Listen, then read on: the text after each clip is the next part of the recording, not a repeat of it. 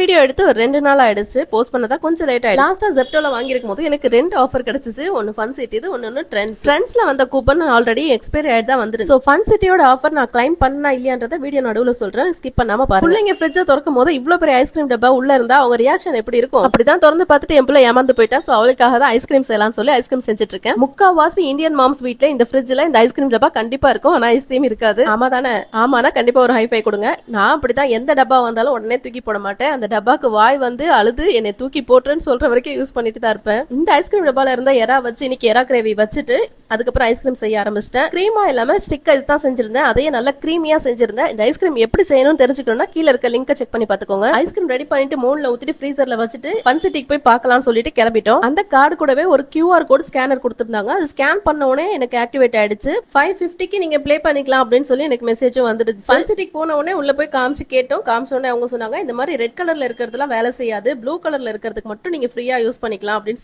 சொல்லியிருந்தாங்க. இது எங்க ஒர்க் ஆக போகுது அப்படின்னு நினைச்சுதான் போனோம். பட் ஓகே, ஓரளவுக்கு சின்ன சின்ன கேம்ஸ் எல்லாம் ஒர்க் ஆச்சு. அதுக்கு மேல நம்ம எக்ஸ்ட்ரா விளையாடணும்னா நம்ம தனியா பே பண்ணிட்டு விளையாடிக்கலாம். என் பிள்ளைங்க பெரிய பிள்ளை ஆயிடுச்சுங்களா, அதனால ரொம்ப விருப்பப்பட்டு விளையாட மாட்டாங்க. இதுவே ஏதோ ஃப்ரீயா வந்துச்சுன்னு சொல்லிட்டு ஆளுக்கு ஒரு கேம் விளையாடிட்டோம். இதுக்கு முன்னாடியும் எனக்கு ஜெப்டோல இருந்து இதே மாதிரி ஒரு ஆஃபர் கிடைச்சிச்சு. பட் அது வந்து நான் அமௌண்ட் எவ்வளவு ரீசார்ஜ் பண்றோமோ அது அப்படியே டபுளா கிடைக்கும்னு சொல்லிட்டு பட் அதை நாங்க யூஸ் பண்ணவே இல்லை. சரி வந்ததுக்கு அப்படியே ஃப்ரீயா கேம் விளையாடிட்டு அப்படியே கொஞ்சம் சாப்பிட்டுட்டு அப்படியே அங்க இருந்து நாங்க பார்க்கு போயிட்டு அப்படியே கொஞ்சம் சுத்தி பார்த்துட்டு விலைவாசி எல்லாம் எப்படி இருக்குன்னு பார்த்துட்டு அப்படியே அங்க இருந்து கிளம்பியாச்சு. என்னதான் இவ்வளவு பெரிய மால்ல போய் சாப்பிட்டாலும் சரி, வரும்போது வர வழியில ரோட்டு கடையில ஒன்னொன்னா டேஸ்ட் பண்ணிட்டே வந்தோம். செம்ம சூப்பரா இருந்துச்சு. வந்த கலைப்புல ஐஸ்கிரீமை பார்க்கவே இல்லை. மறுநாள் தான் எடுத்து டேஸ்ட் பண்ணி பார்த்தா செம்ம சூப்பரா இருந்துச்சு. கண்டிப்பா ட்ரை பண்ணி பாருங்க. இந்த வீடியோ பிடிச்சிருந்தா மறக்காம லைக் பண்ணி சப்ஸ்கிரைப் பண்ணிக்கோங்க. தேங்க்ஸ் ஃபார் வாட்சிங்.